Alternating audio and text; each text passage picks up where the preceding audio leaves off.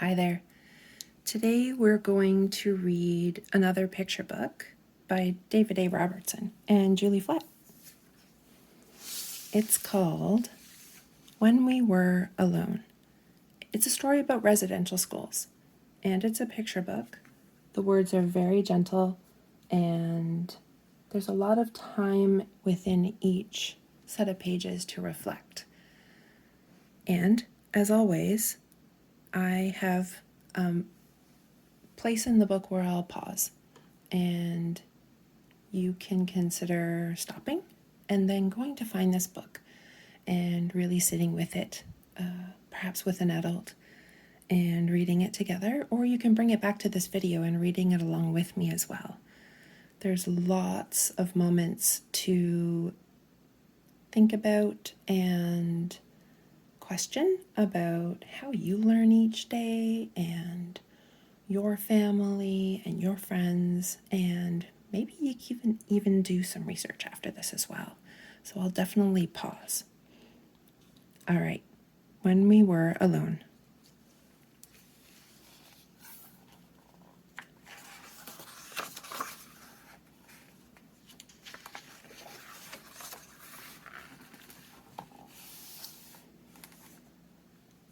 Today I helped my Kokum in her flower garden.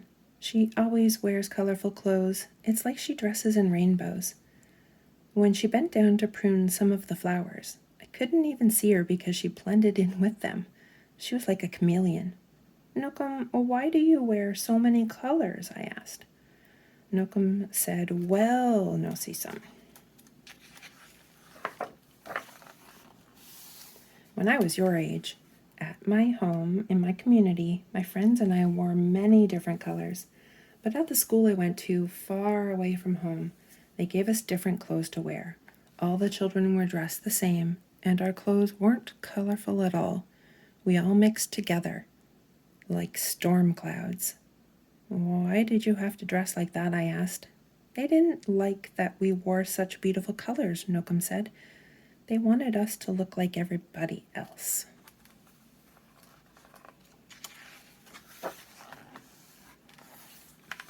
But sometimes, in the fall, when we were alone and the leaves had turned to their warm autumn hues, we would roll around on the ground. We would pile the leaves over our clothes they had given us, and we would be colorful all again. And this made us happy. Now, Nokum said, I always wear the most beautiful colors. All right, this is my space to pause.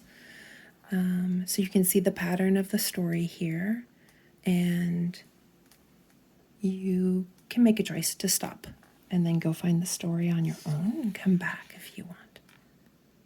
All right, I'm going to continue. After I helped with the flowers, we went over to the back gate. There were vines covering the gate, and they reached all the way to the ground. When my Kokum turned to fix the latch, I saw that her braid hung almost as low as the vines. It was like she had a tail. Nokum, why do you wear your hair so long? I asked. Nokum said, well, no see some.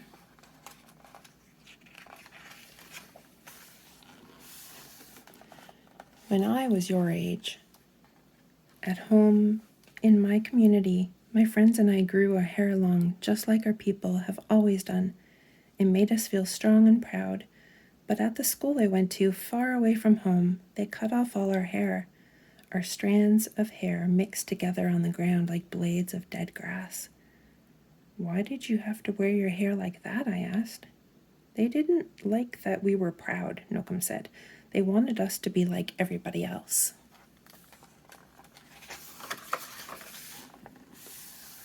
But sometimes in the spring, when we were alone and the grass had grown so long and thick in the field, we would pick the blades from the ground. We would braid them into our short hair they had given us, and we would have long hair again. This made us happy.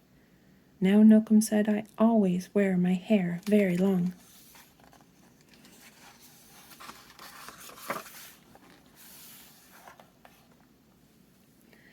After my Kokum had fixed the latch, I followed her to the birdhouse. There was a bird flying through the air like a jingle-dress dancer. She fed the bird and whispered, Na penyasis, mikiso, ta missy, kitty and ta makasin. Here, little bird, eat, so you will get big and strong. And her words sounded just like a poem. Nokum, why do you speak in Cree? I asked. Nokum said, well, Nasisan.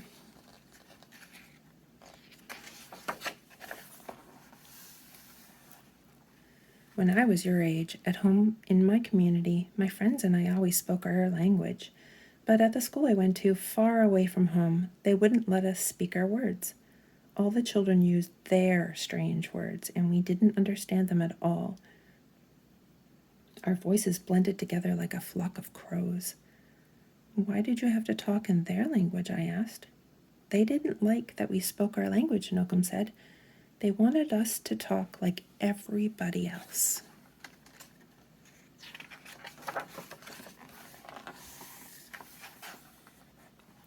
But sometimes, in the summer, when we were alone and our teachers weren't anywhere around the place we were, we would whisper to each other in Cree. We would say all the words we weren't allowed to say so that we wouldn't forget them, and this made us happy. Now, Nokum said, I always speak my language.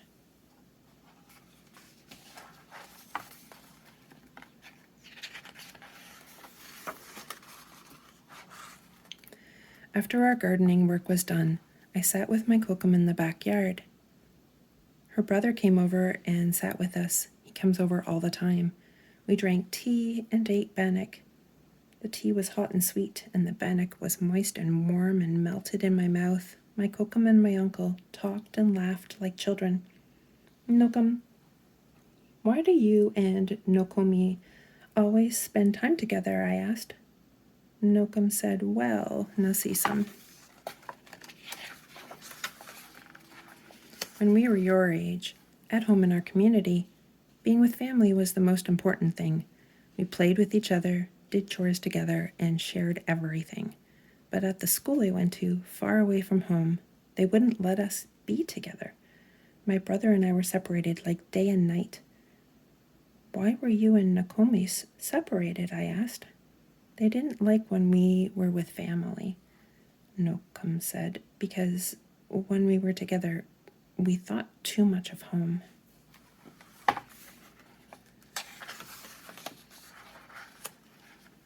But sometimes in the winter, when we were alone and we were sure that nobody could see us, we would find each other.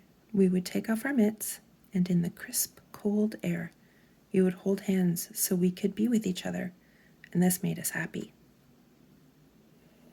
Now, Nokum said as she reached over and held my uncle's hand and mine, I am always with my family.